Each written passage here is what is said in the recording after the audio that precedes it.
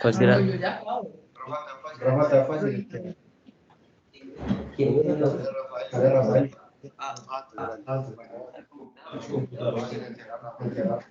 No. Yo hablar de Buenos días. de hoy es una paciente que, como vamos a ver, compartir el resumen, es una niña que ha tenido múltiples tratamientos para manejar un pie equinovaro adulto. Entonces, el tema que nos atañe es precisamente ese, la recidiva del pelo. Entonces, primero, pues como siempre, la definición pues, del PEVA, sabemos que el PEVA es una deformidad congénita que compromete toda la extremidad inferior y que se caracteriza por unas deformidades clásicas que van a comprometer tanto el retropié como el antepié. Entonces, en el retropié vamos a encontrar que tiene un varo y un equilibrio del tobillo, y en el medio pie del antepié va a tener un cabo y un aducto. Como un correo. La presentación se ve bien. En cuanto a la epidemiología, pues esta va a variar mucho dependiendo como el área geográfica en la cual miremos. En general, en el mundo se dice que es más o menos de 1 a 2 pacientes por cada 1000 nacidos vivos, pero como les decía, pues esa epidemiología va a variar pues según como el país en donde uno esté mirando. Entonces, por ejemplo, en Japón y en China, pues la incidencia es mucho menor, es como de 0.5%, pero hay otros países como en Indonesia, que es el Pacífico Sur, en cuales la incidencia es mucho más alta, hasta como del 8%, perdón, de 8 pacientes por cada 1000. En nuestro país es más o menos de 2.5 por cada 1000 nacidos vivos. Y la relación hombre-mujer es de 2 a 1 y hasta un 50% de las veces puede ser lateral. Entonces lo podemos clasificar también según como la etiología. La gran mayoría de pacientes, hasta el 80%, van a ser idiopáticos. O sea, no se va a encontrar como una causa, pues, como de la deformidad. Y hay otro porcentaje que van a ser sintomáticos, o sea, que se traducirá, pues, como otras malformaciones, y el ejemplo clásico acá sería, pues, la artrogriposis. Hay otras causas que serían las neuropáticas, que son las, obviamente, producidas por una enfermedad neurológica. Acá, en estos grupos de pacientes, pues la mayor deformidad va a ser el cabo del pie, es como lo más característico.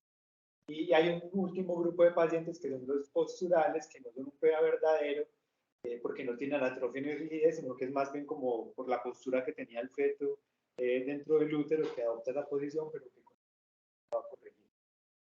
Y hay un último grupo de pacientes, que es precisamente lo que vamos a hablar hoy, que son los pacientes que tienen esas deformidades residuales o recaídas o de residuos de la enfermedad después del tratamiento. Entonces, como les decía, pues son pacientes que ya han sido tratados con CT, con cirugía, y que con el pasar del tiempo vuelven a presentar la deformidad. Acá es muy importante diferenciar si esa deformidad es residual, o sea, si nunca tuvo una corrección completa, o sea, hubo alguna falla en el tratamiento, pues es una recidiva, o sea, el paciente estaba bien y después de un tiempo vuelve a aparecer con su deformidad. Muchas veces es difícil diferenciarlo y son combinaciones, son pacientes que tenían algo de residual y les aparece posteriormente otras deformidades. Se dice que cuando se utiliza el método de Ponseti, los pacientes tienen opciones de presentar recaídas o recidivas desde el 11 al 68%. Es muy amplio el rango, dependiendo pues como del estudio que uno mire. Se dice que si esa deformidad o esa recaída aparece antes de los pacientes tienen un alto chance de presentar una segunda recidiva al pasar del tiempo. Y siempre cuando un paciente tiene una recaída o una recidiva después de los 7 años, se dice que es tardía y en esos casos se debería como descartar alguna otra causa neurológica. Entonces, hablando específicamente de los residuales, en eso se dice que se presentan es porque hubo alguna falla en la técnica en el tratamiento. Y la principal manifestación o la primera es el aducto del antepié. Entonces esa falla en la técnica o esa reaparición, pues o esa deformidad residual puede ser como por 3 puntos principales. Uno es que sea una manipulación incompleta, o sea, no se logró el objetivo de tener un pie plantígrado sin deformidades, con una aducción de mínimo de 70 grados y una flexión de 15 a 20 grados. Porque una mala técnica en el enyesado, o sea, no se moldeó bien, o se utilizaron yesos por debajo de la rodilla y no por encima, como es la indicación, o una tenotomía incompleta de la quilla. Entonces, por eso siempre recomiendan estar muy seguro que se hizo la tenotomía de todo el esqueleto. Y en cuanto a la recidiva, es que todo eso se hizo bien, pero el paciente, al pasar del tiempo, pues vuelve a aparecer con la deformidad. Y acá se dice que la principal causa de que esto suceda es que hubo una mala educación a los padres en cuanto al uso de la férula en ABD. Es como la principal causa. Y ahorita vamos a ver pues como todas las posibles causas de la recidiva. Si siempre, o bueno, si usted ve que todo se hizo bien, que el paciente utilizó la férula y está seguro que no hubo como ninguna de esas causas, de las posibles causas de recidiva, siempre pensar en que tenga un diagnóstico pues que no hemos realizado, que tenga algún diagnóstico. Y hay otro grupo de pacientes diferentes, los pacientes que tienen un PEVA no tratado y que llegan a nuestra consulta ya cuando están migrantes, 10 años y nunca tuvieron tratamiento. Ese es otro grupo de pacientes, por lo regular son niños pues grandes, que no tienen ninguna intervención previa y que les va muy bien con el tratamiento. Pero entonces, bueno, ¿por qué se presentan las recidivas? Entonces, hablando pues como fisiopatológicamente, el común denominador es que hay una disminución en la elasticidad de los tejidos blandos. Y esa disminución en la elasticidad se da por varias cosas, porque hay una infiltración intramuscular como de tejido conectivo que está dentro del músculo, hay una hipoplasia de todos los compartimentos pues, de la pierna y del pie, y además el niño con el crecimiento, pues esos tejidos se van a ir como retrayendo y va a ser como causa pues de que la deformidad vuelva a aparecer. Pero además, también hablando como específicamente en el pie, pues va a haber como un exceso de colágeno en los ligamentos, tanto mediales como posteriores. Van a tener un gastrocnemio que va a ser menos desarrollado, un tendón de Aquiles que es más grueso y una fibrosis con toda la fascia profunda. Todas estas causas sumadas a las anteriores, pues va a hacer que el paciente sea susceptible, que vuelvan a aparecer pues, las deformidades con el tiempo. Pues como les decía, es más evidente con el crecimiento, a medida que el niño crece, todos esos factores que les acabo de mencionar pues hacen como más evidentes. Se dice que en los niños prematuros pues tienen como el chance de hacer recidivas más tempranas y en los niños ya mayores digamos que es más lento como la aparición de las recidivas. Y siempre es muy importante pues mantener la férula en adopción por lo que les decía, porque pues eso va a tener como todos los tejidos estirados y va a ser o va como a actuar directamente contra toda esa patología. Las recidivas se pueden presentar como en tres grupos de edad principales. Hay un pico inicial que es a los 20 meses, los pacientes tienen como mayor riesgo. Un segundo pico que es como a los 3 años y por último un tercer pico de recidivas que es a los 4 años y medio. Y como les decía, entre más jóvenes se presente la recidiva, pues tiene más chance de que presenten más recidivas en el futuro. Entonces ahorita vamos a hablar de los factores, pues como es que están asociados a que el paciente tenga recidiva. Entonces, como les decía, el principal factor número uno es que tenga un mal uso de la férula en abducción. Y eso puede ser por varias cosas. Uno es que la férula no sea la adecuada, o sea, no cumpla como las características que queremos, que la férula no sea confortable y que el niño no la tolere, o que tenga algún error en el diseño. Y dos, es por incumplimiento de los padres. Y ese incumplimiento puede ser porque el médico no educó correctamente a los padres, hay una mala orientación, porque no tenga la capacidad económica para adquirirlas, o porque simplemente pues, no la quieran usar o no se la pongan.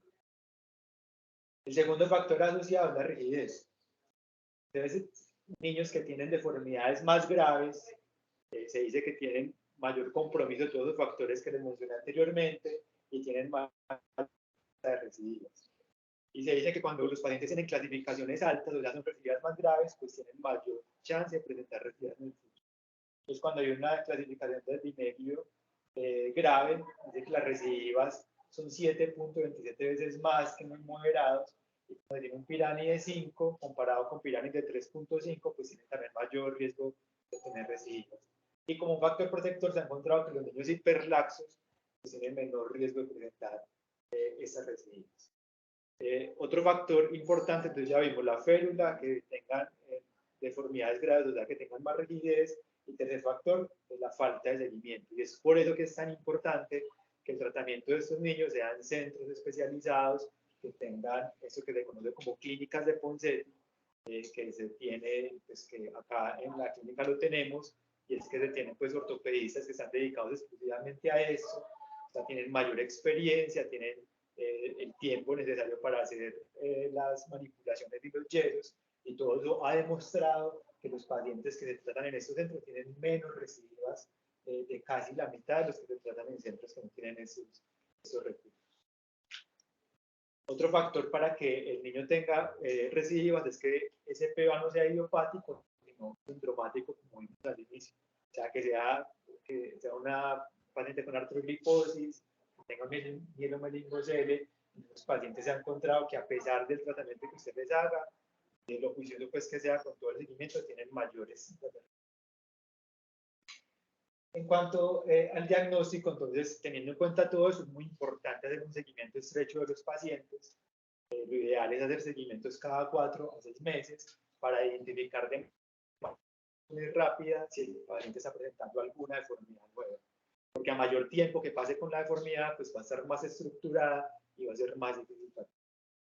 Este gráfico que les traigo, pues nos habla como de las fuerzas musculares que hay en la pierna y las fuerzas que tienen pues en inversión y eversión, y se ha demostrado pues claramente que el sóleo tiene una fuerza de inversión muy grande, y que por eso se deben corregir como esas fuerzas deformantes para prevenir la recidiva. Entonces, para hacer el diagnóstico, pues la deformidad de los pacientes con recidiva va a ser la misma pues, que tenían en prueba inicial, son los mismos componentes de la deformidad.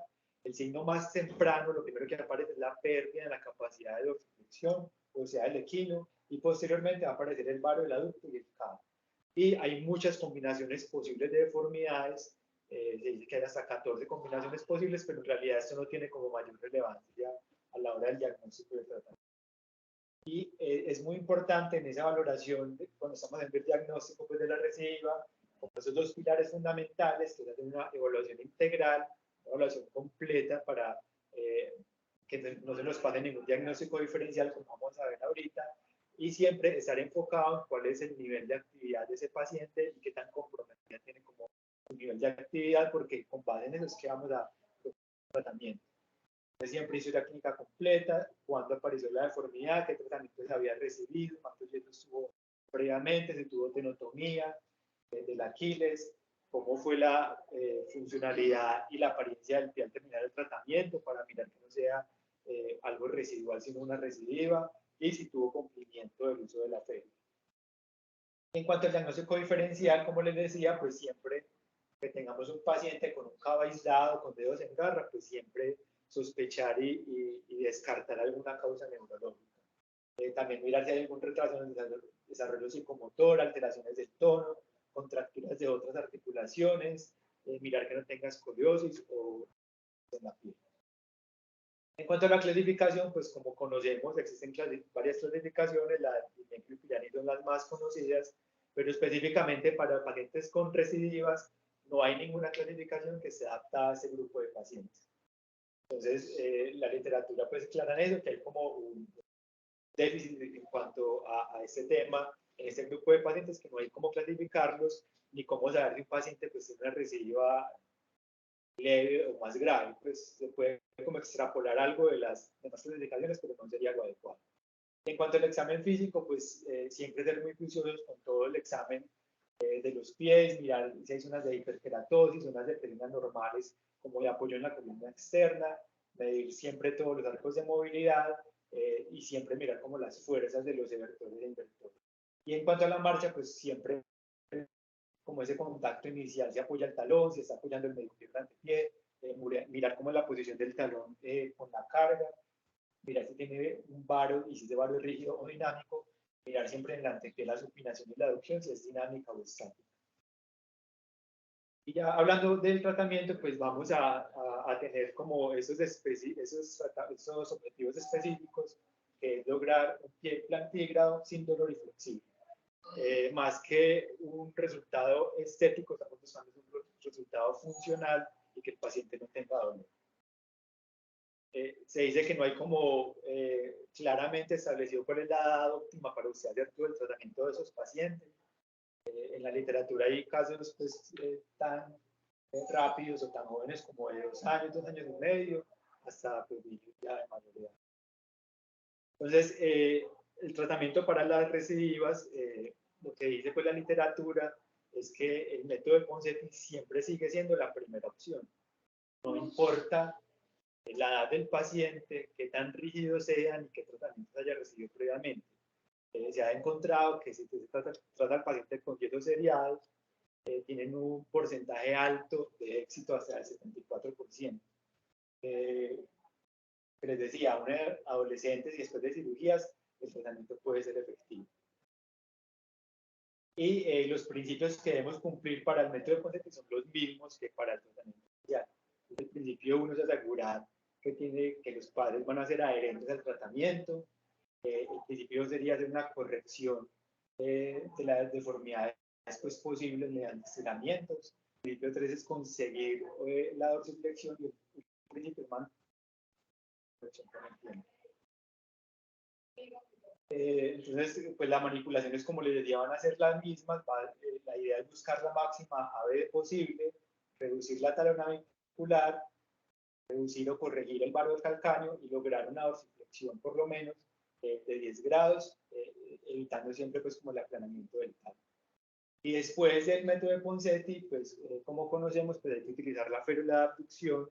Si es un niño no caminador, la idea es que lo utilice la mayor parte del día, desde 23 horas al día, por unas 6 semanas, y después de eso solamente en las noches, que cumpla más o menos 12 horas. Y en niños caminadores, pues es más difícil que la toleren en el día, pero se dice que por unas pocas semanas iniciales sería bueno que la utilizaran más o menos 16 horas y ya después solamente en las noches. Los niños mayores de 5 años, con más de una recidiva, pues ya acá lo que sigue es hacer una transferencia del tibial anterior con el objetivo de mantener la reducción, no buscando hacer correcciones, sino para mantener la corrección. Y en esos casos, pues ya no sería necesario la férula, porque el niño no va a tolerar, sino que sería más bien lo de la transferencia del tibial. En cuanto a las liberaciones posteromediales, pues en la actualidad ya tenemos claramente definido que esto no se recomienda. Antes se hacía pues como con mayor frecuencia, pero se encontró que sus pacientes tenían unas cicatrices muy graves que afectaban, incluso la misma cicatriz, lo que afectaba la posterior movilidad del paciente y causaban dolor y tenían unas recidivas muy altas, hasta el 50%. Si tenemos un paciente que tiene una recidiva después de una liberación posteromedial, le podemos hacer un método de Ponseti, unas tasas de efectividad muy altas. En cuanto a las liberaciones de tejidos blandos, pues hay como dos opciones, hacer liberaciones, lo que se conoce como a la carta, o sea, se mira más o menos según el paciente que le va a liberar, o hacer todo en uno. Se recomienda más bien hacer como liberaciones a la carta, dice que tiene menos tasas de reintervenciones, el paciente logra mejor fuerza muscular, tiene menos vario del retropié, menor rigidez y tiene mejores resultados radiológicos. Cuando la transferencia del tibial anterior, como les comentaba previamente, es un procedimiento que está escrito desde los 40 más o menos. Lo que hace es corregir como la supinación por el imbalance entre los músculos invertores y evertores. Hay diferentes técnicas de 2, 3 incisiones o de dividir el tendón. Se ha encontrado que cuando se hace con 3 incisiones tiene mayor porcentaje de corrección de la deformidad y lo que se recomienda es transferir el tendón al eje del tercer metatarsiano. Entonces recomienda hacer transferencias más laterales porque puede sobrecorregir y llevar a otras deformidades. Y no es tan efectivo cuando ya el paciente tiene una deformidad estructurada y rígida. En cuanto a las osteotomías del medio pie, pues eso lo vamos a utilizar para tratar las deformidades en aducción, lo que se conoce el pie como en forma de frígolo, deformidad de frígolo. El rango para utilizar estas técnicas va desde los 4 hasta los 9 años. Lo que dice la literatura es que son niños que están pues como muy viejos para hacer solamente liberaciones y muy jóvenes para hacer artrodesis. Sería como el grupo ideal para hacer este tipo de tratamiento. Y la doble osteotomía, pues que es la que más se utiliza para manejar estas deformidades del medio pie, pues es la cuña de cierre del coides y una apertura de la cuña medial. Y se ha encontrado que tiene buenos resultados cuando se utiliza para tratar pacientes pacientes con recidivas. En cuanto a las osteotomías del retropié, pues acá la que cobra mayor importancia es la osteotomía lateralizadora del calcáneo, que puede utilizarse en pacientes adolescentes y adultos jóvenes. Es como un cuchillane reverso, pues es lo que dice la literatura. Cuando la osteotomía de ayer se ha asociado malos resultados, entonces por eso en la actualidad no se está utilizando, y en las osteotomías del cuello del talo dorsolaterales se han asociado pues como a altas tasas de necrosis del talo, y es por eso que no se recomienda realizarlas. Para el retropié, la principal sería la lateralizadora del calcáneo. Y en cuanto a las osteotomías supramaleolares, esas las tenemos reservadas para tratar deformidades rígidas del medio pie y del retropié. Sobre todo cuando hay pacientes que ya tienen deformidades del talo, o sea, tienen un talo plano como consecuencia pues, de los tratamientos previos. Lo que recomiendan es que estas osteotomías deben ser multiplanales por un abordaje anterior. Primero se debería corregir la rotación y después corregir la deformidad angular. Y siempre pues, que vamos a fijarla, se debería respetar la fisis. Pero las tasas pues, que dan en con este tipo de tratamiento siguen siendo altas, más del 40%. Y lo que se recomienda es hacerlas al final del crecimiento, porque obviamente si lo hacemos en pacientes muy jóvenes, ellos tienden a remodelar y pues se va a perder pues, lo que hicimos en la osteotomía. Otra de las opciones, revisando pues como la literatura actual, una de las opciones que en los últimos años pues tiene como mayor aumento o mayor relevancia es la fijación externa. Dice que la fijación externa estaría como reservada para aquellos pacientes en los cuales ya falló todo lo otro. Eso va a permitir hacer correcciones graduales y además se nos va a permitir hacer alargamientos porque son pacientes que, como sabemos, casi siempre tienen pies más pequeños o disminuciones de longitud que vamos a poder corregir. Se ha encontrado que tienen muy buenos resultados, pero en los estudios que se han hecho, pues la edad promedio son niños ya mucho más grandes, más o menos 14 años. Pueden haber diferentes complicaciones. Una de las más frecuentes es la subluxación del talo cuando se hacen correcciones muy grandes, o la luxación de la primera metatarsofalágica. Incluso algunos autores recomiendan fijar de entrada pues como todas las metatarsofalágicas en la corrección. Y se recomienda que después de que usted quite el fijador, le deje al paciente una OTP más o menos por un año para prevenir nuevas recidivas. Y en cuanto a la epifisiodesis, pues lo que vamos a buscar es corregir ese ángulo distal tibial anterior haciendo pues, una fisiodesis de la tibia anterior. Se ha encontrado que tiene buenos resultados y que se ha logrado como corregir o lograr dorsiflexiones de más o menos 6 grados haciendo ese procedimiento. Y por último tenemos ya procedimientos mucho más agresivos como la talectomía.